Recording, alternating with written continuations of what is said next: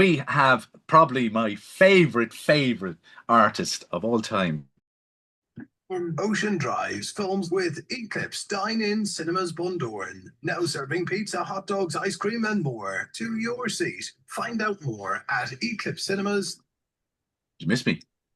Loads. It's hardly been the same. Myself and Paddy tried our best to smile through the tears. But All right. we're back and better than ever, baby. All right, baby.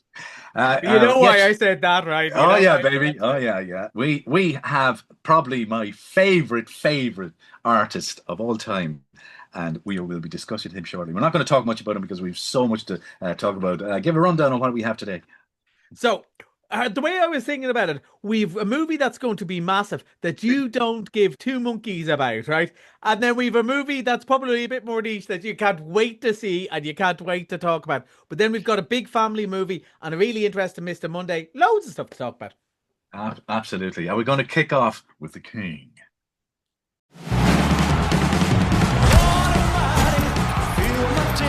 It's a new crowd out there. But it's got to be like the first time we go on. Hard way to make a living, it's really, really tough.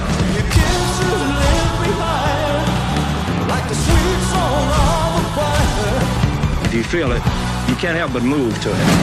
Hey, the light's on. I can see you. Hello out there. Hello. Experience epic Elvis Presley.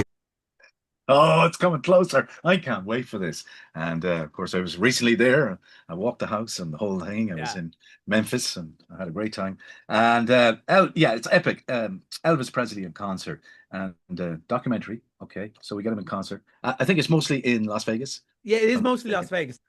So I started seeing this trailer for a while back with Epic. And I was going, oh, it was a movie called Epic a few years ago. I wonder what that is. And it's Elvis Presley in concert. But what it really is, Baz Luhrmann, who made the Elvis movie a couple of years ago, the family, liked what he was doing so much. They gave him access to loads of files. And in the way these things happen, he found these boxes containing old footage that really hadn't been seen since it was filmed, and a couple of audio interviews. And he's put it together, much like, and then something else I'm going to mention in a minute, the Peter Jackson Beatles stuff. And they've tied it all together and used it. Some of the sound quality wouldn't have been great, and they're able to fix it up now, able to fix up the pictures. And he's put together this documentary stroke concert footage, right? And it's about 45 minutes of concert, about 45 minutes of the documentary, but all split in. And I watched this today, Seamie, and I have to say, you won't be disappointed. Now, I'll be honest, though. I was watching the first 10 minutes and I was really enjoying it, right? Really enjoying it. But I was thinking to myself, it is very like Get Back, the Peter Jackson one, which was brilliant, but not necessarily particularly cinematic, right? So, it would be fine on your telly. And I was going, oh, this is maybe just going to be a very good Elvis documentary that you could sit and watch at home. And then Elvis walks on stage and the music goes up and the lights go down and you just go, oh, that's why it's on a big screen. That's why it's great. And I'm not a particularly big Elvis fan, but I'm a music fan. And there's no way you can be a music fan. Oh, I don't care what type of music you love. And hear this and not get carried away with it. I was actually watching it in the cinema in Carrick and Shannon today, right? And I had to walk out of the screen. I was kind of half watching it, kind of walking out, and I was standing watching it, which I would never do, right? But I was standing watching it. And then, you know what? I wasn't standing anymore, Seamie. I wasn't sitting either. There's going to be dancing in You the were aisle. moving. It is. And it also shows, it's kind of an era, early 70s, right? So we tend to think of, young rock and roll Elvis, Army, 90, the comeback special, but then sort of, the sad, Big change, yeah. the sad side of Elvis, overweight, not healthy, unhappy. Mm-hmm. But there was quite a few years there that the Vegas shows were the best show in town. I don't mean in town, I mean in the world. That was the must place, Sammy Davis Jr.'s in the crowd and all that sort of stuff.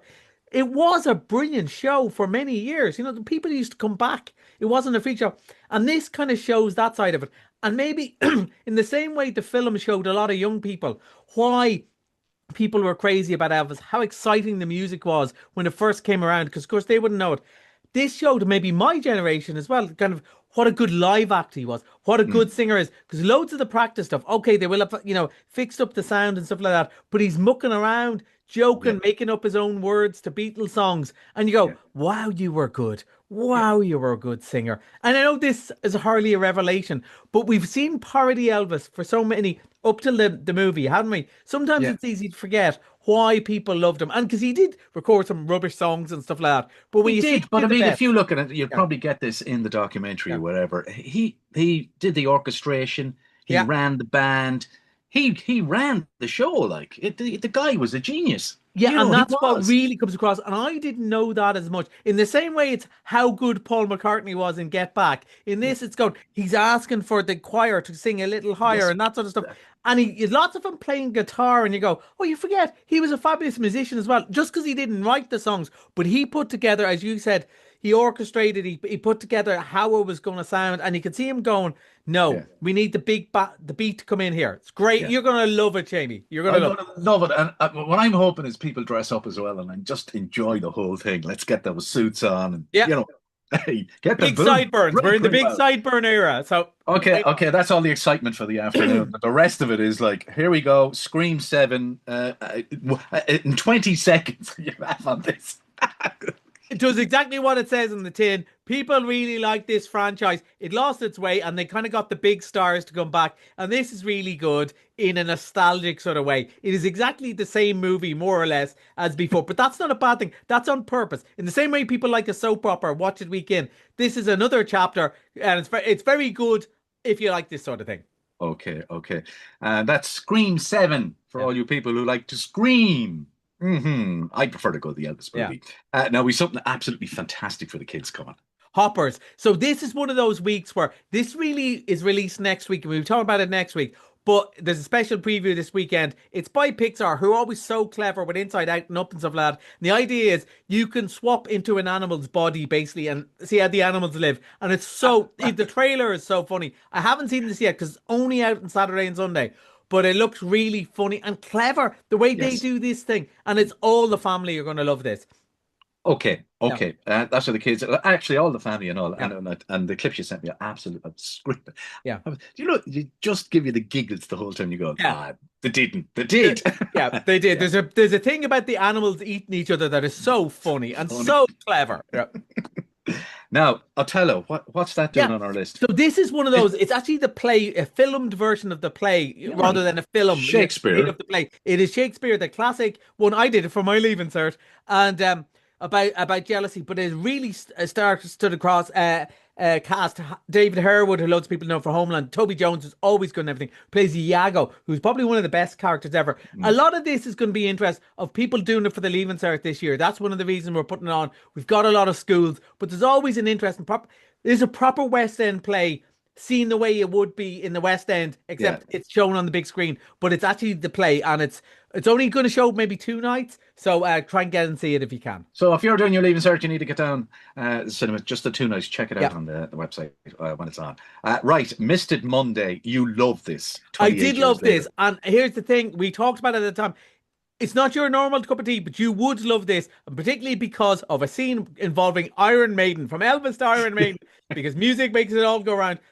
28 years later, one of the cleverest movies. I don't like calling them horrors, because not really horrors. They're movies about people that has horror stuff in it, and it's so clever. Can't wait for the third one. And Ray Fiennes has never been better, and weirdly never funnier, even though there's loads of horrible torture scenes in this movie. It's very funny. Hilarious in it.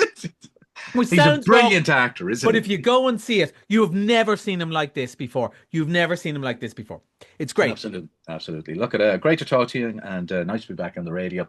And we can look forward to a great week in the cinema and a great weekend. You want to get out. The weather's chronic. Yeah. You must have a hotline up there to the Man Pub with rain again tomorrow. That's Collie and Movies next Thursday.